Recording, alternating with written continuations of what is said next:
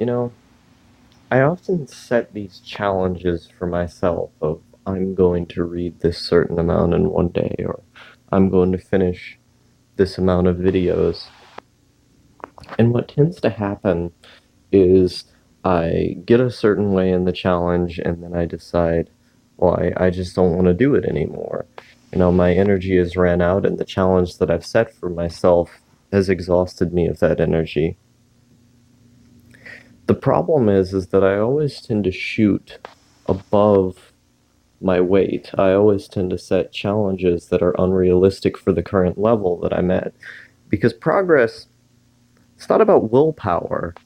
It's about doing the small steps enough times until eventually you're able to make it to where you can get to those big steps.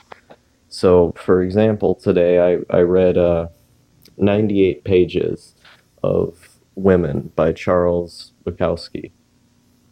And I've been trying to do this thing where I read 40 books in a year.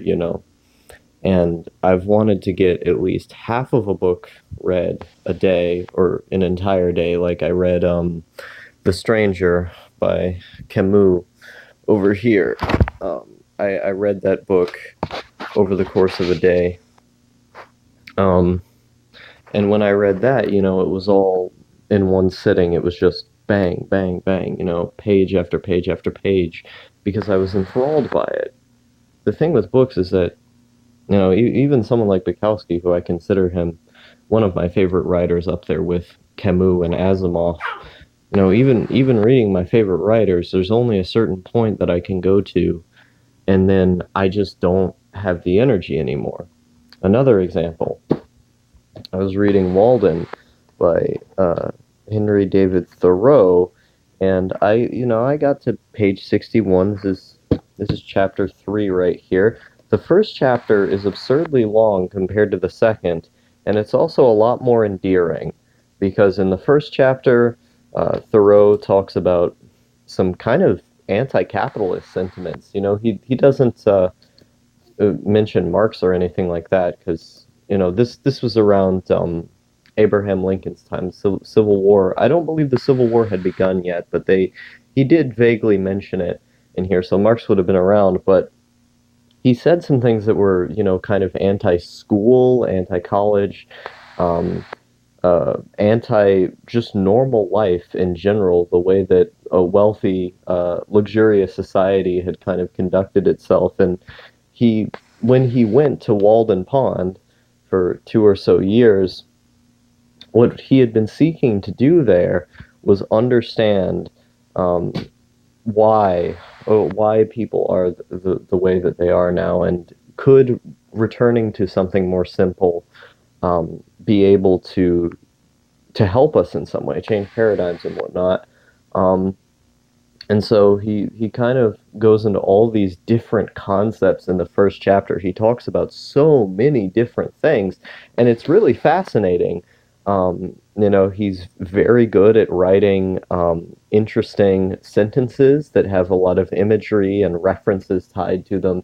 He's very good at conveying his ideas and having a lot of ideas being portrayed at once. But the problem is that by the time you get to the second chapter, it's like Thoreau just goes off his nut and starts rambling. Like the clarity and the density that the first chapter had is almost nowhere to be found by the time you get to the second chapter.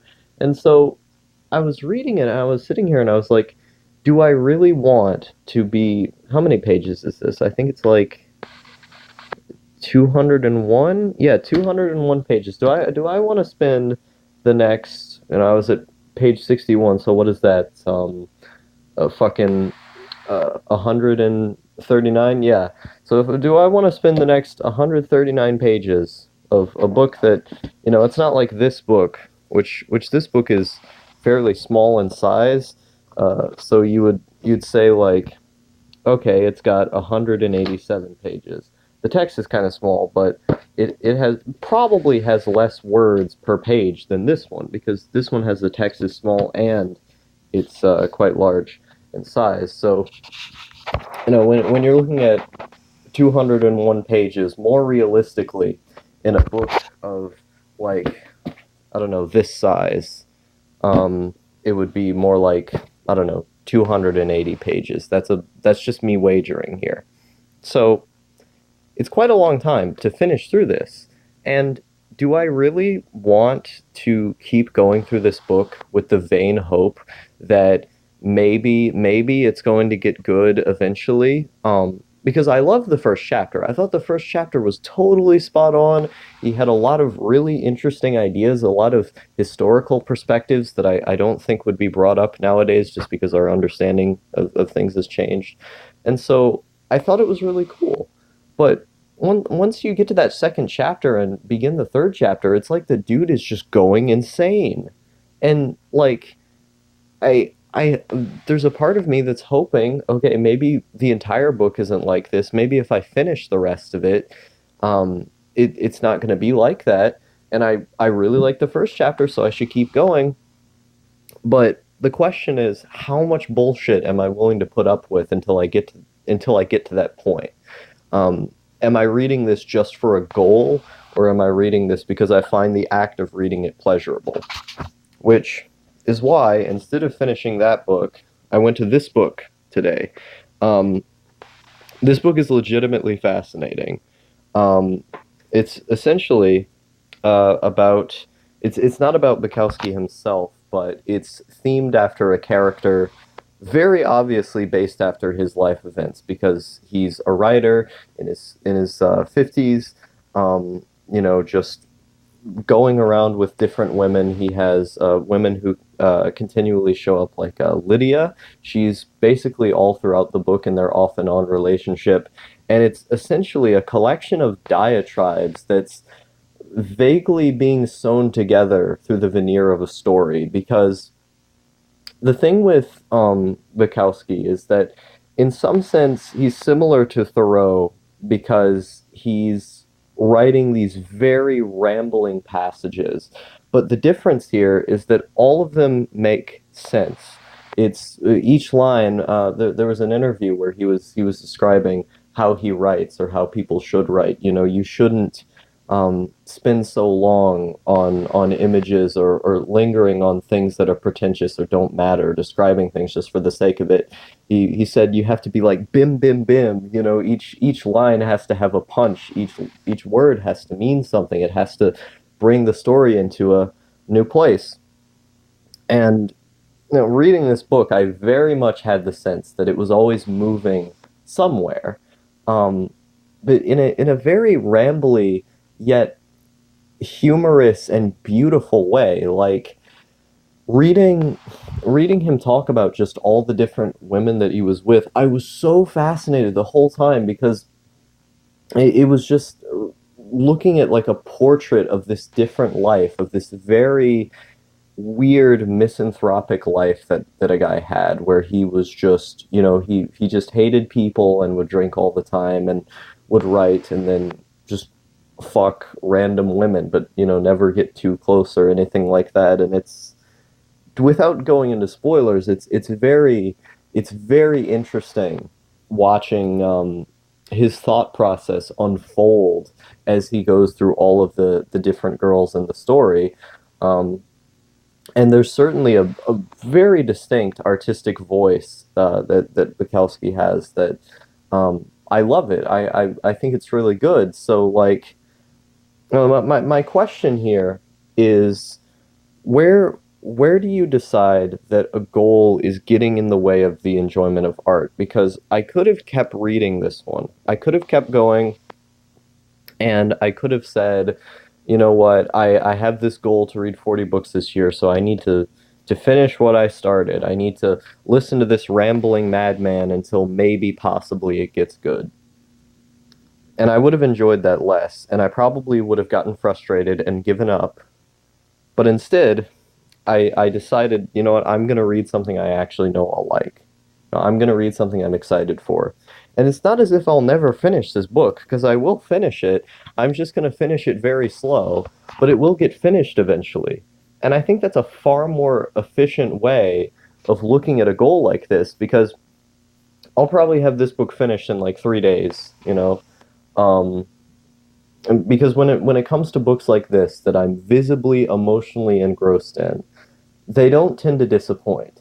Like I was on page 61 of that. I'm on page 98 of that, and I had like one break in between. I was just reading the thing nonstop.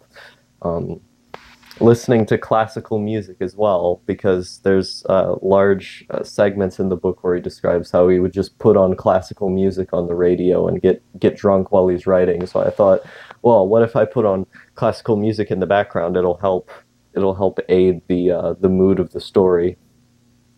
Um, and it was funny too because they would start to play like these really hard hitting like loud symphonies, and then it would be in the moments where like Lydia is like smashing a bottle against the wall or whatever, or like like that moment where she was throwing the shit into the street, um where he's with Nicole, and like she's just causing a huge scene there.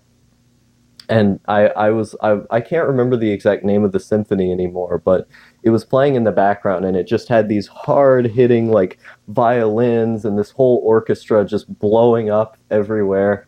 And reading the imagery as it was described in that scene was really funny. Um, and so I had a really positive emotional experience with that book. And I think, when you're not enjoying something, when a book isn't really doing it for you, it's better to just go to one that you know you're going to enjoy more and then come back later, something that's going to add to your life or fulfill you in some way. Because what matters at the end of the day is reading all of the books, getting to the 40 book goal, but doing it while you're enjoying yourself. So I will finish this book eventually, but the time that I spent trying to finish this book, I'm just going to use to finish that book anyway. So that means that I'm getting closer to the goal anyway. So why does it matter that I have to finish that specific one? It's that part of my brain that wants to finish things, that wants to feel like it doesn't have any unfinished business left. But sometimes you just got to shut that part off and then pick up something that you know you're really going to like. Because if you do that, you're much less likely to give up on the goal that you had set for yourself. Willpower doesn't always cut it when it comes to these things, and I have to think about, am I just reading books because I want to get to a certain number, or am I reading books because I like reading books? And the reason why I set up the goal is because I liked reading books and I wanted to do it more. So I think it's better to engage your time with stuff that you know you're going to enjoy. I'd like to pick up more of Bukowski's books after I finish this one because he writes with a style that is very, very, very emotionally grabbing for me. Um, I've read some of his shorter stuff online, which I don't typically like doing. I don't like reading stuff online unless I'm reading like a political text that I need to use to cite in something, or if I'm doing research on something like that. I don't typically like reading stuff online, but his was some the few stuff that I actually did. So, um, strongly recommend you read that. I had a review that I recorded for The Stranger when I read The Stranger, um, but I didn't like how it came out because I didn't feel that I was justifying the book, or that I wasn't explaining it well. But yeah, this is one of my favorites now as well. Um, so yeah, reading is cool.